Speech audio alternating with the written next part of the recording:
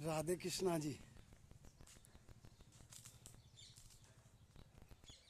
राधे राधे। आज हमारे जीवन की एक अद्भुत कहानी।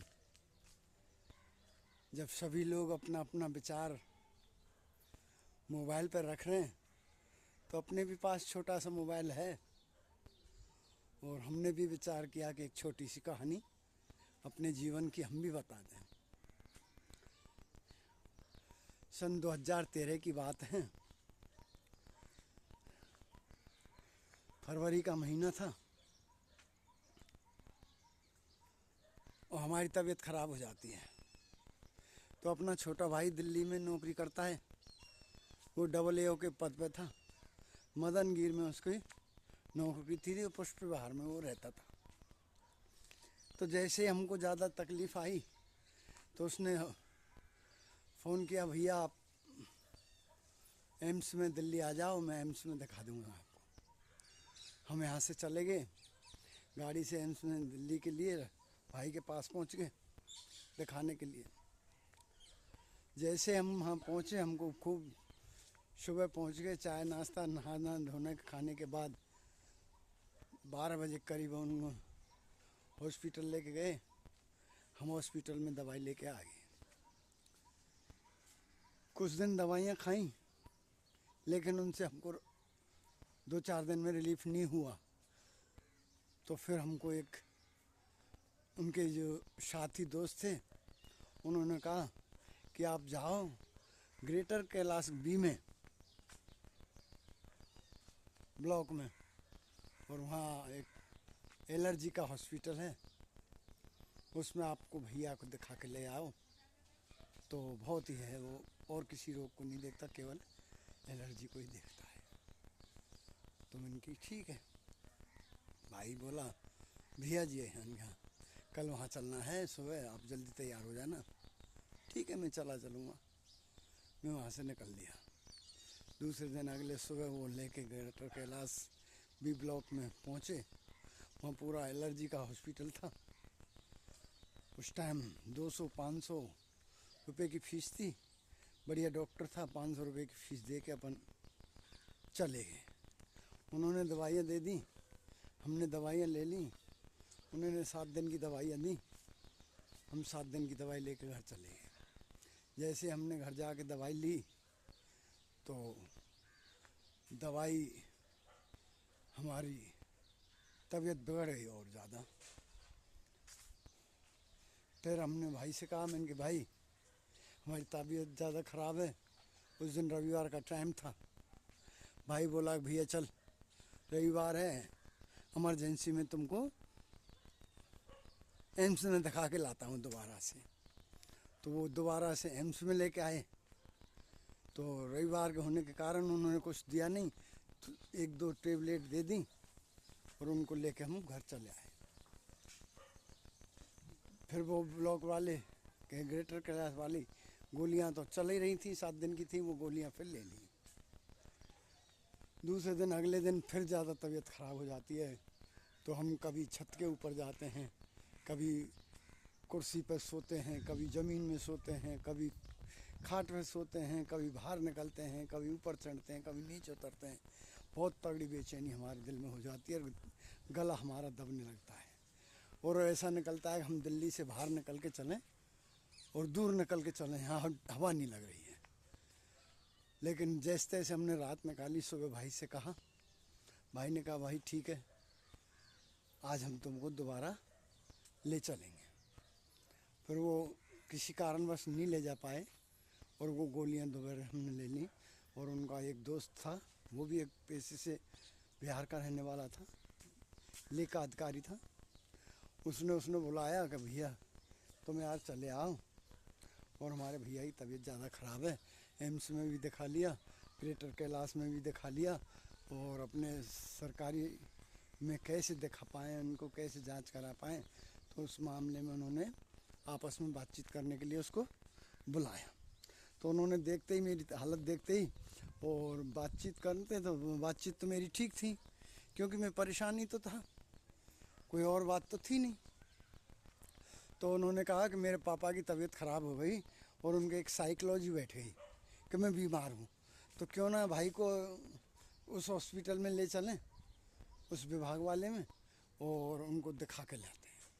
और फिर वो ट्रीटमेंट ग्रेटर कैलाश वाला चल ही रहा था, ग्रेटर कैलाश का ट्रीटमेंट फिर ले लेते हैं। ऐसी हालत ख़राब हो जाती है बहुत विकट, तो मैं रात को ही चिल्लाने लगता हूँ, भैया मुझे मैं गांव जाना है और घर से शहर से बाहर मुझे हवा नहीं लग रही है और मुझे चलना है यहाँ से। भाई बोला ठीक है सुबह चलते हैं। जैसे तैसे मैंने रात को फिर निकाला, फिर वो सुबह निकल के वहाँ से और दवाइयों की पर्चियाँ गोलियाँ सभी को लेके और एम्स में पहुँचते हैं। एम्स में पहुँचते उन्होंने पर्चियाँ कटा ली। मेरी तबीयत बहुत बेचैन थी, ना मुझे खड़े होना जा रहा है, ना मुझे बैठा जा रहा है, ना मुझे, बहुत तबीयत परेशान था, बहुत ही परेशान था। तो उन्होंने पर्ची कटा के और मेरे को डॉक्टर के ऊपर ले गए। तो जैसे ही मैं ऊपर 3 मंजिल पर पहुंचा तो देखता हूँ एक जगह बोर्ड लगा हुआ था, ज़्यादा हंसने से ये मानसिक बीमारी होती है। दूसरे थोड़ा आगे बढ़ा, वहाँ देखता हूँ ज़्यादा बोलने से ये बीमारी होती है मेंटली।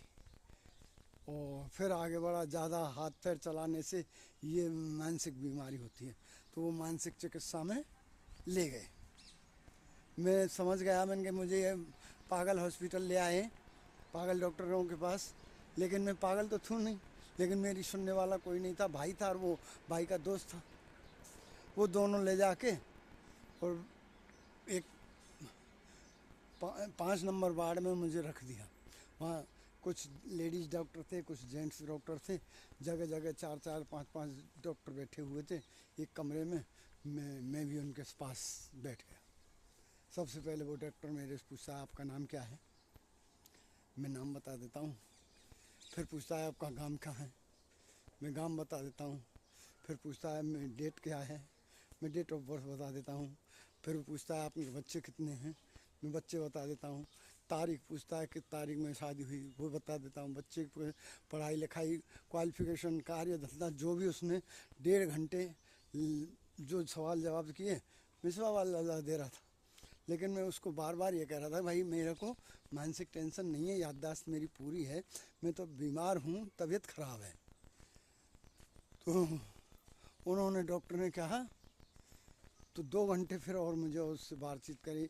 तुम्हारे कितने बच्चे हैं, कहाँ पढ़े हुए हैं, कितने पढ़े लिखे हैं, कितने भाई हैं, कितनी ज़मीन है, आप कहाँ तक पढ़े लिखे हो, कहाँ क्या है। उसने 2 घंटे मेरे से सारी, कितने भाई हो, कितनी बहनें हैं, माँ क्या करता है, पापा क्या करता है, बेटी क्या करती है, तो क्या करता है, तो उसने 2 घंटे मेरे पूरे निकाल दिए। मेरे को गुस्सा आया जब मैं हुई नहीं और मुझसे अवगत करा रहा है, फिर भी मैंने जवाब दे दिया। फिर वो पूछता है लास्ट में, सबसे लास्ट में, कि आप बताइए अब आपको क्या महसूस हो रहा है, अब आपको क्या महसूस हो रहा है। तो मैं बोलता हूँ, मैंने कि मुझे वो महसूस हो रहा है 3 घंटे से मुझे परेशान बीमार आदमी को तुमने बिठाए रखा है और इतने सवाल जवाब किए हैं जिससे मैं बोल नहीं पा रहा हूँ। मेरी बीमारी को तो आप नहीं पकड़ रहे हो, आप मानसिक इलाज कर रहे हो, मैं तुम्हारे गाल पर झापट दे सकता हूँ। मैंने इतना कहा है कि उसने तो डायरेक्ट, ये बिल्कुल ये मानसिक स्थिति ख़राब है इनकी और इनको ले जाओ, और ये उन्होंने तुरंत टेबलेट दे दी और पूरा कोर्स बांध कर घर दे भेज दिया। और उन्होंने एक डोज ऐसा दिया था कि इनको ऐसा करो, यहीं दवाई ले गो नीचे और काउंटर से लेके और उनको दवाई खिला दो। जैसे उन्होंने मुझे काउंटर पर नीचे ला के दवाई खिलाई है, मेरा 0 दिमाग हो गया, शून्य दिमाग। ना मुझे जाने की पता, ना मुझे आने की पता, ना मुझे खाने की पता, ना मुझे सोने की पता, केवल शून्य, कुछ नहीं। कहाँ से आया हूँ, कहाँ गया हूँ, कैसे रह रहा हूँ, मेरा 0 दिमाग शून्य कर दिया।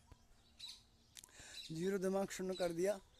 मैं वहाँ से चला आया, वो दवाइयाँ चल ही रही थी, ग्रेटर कैलाश वारी।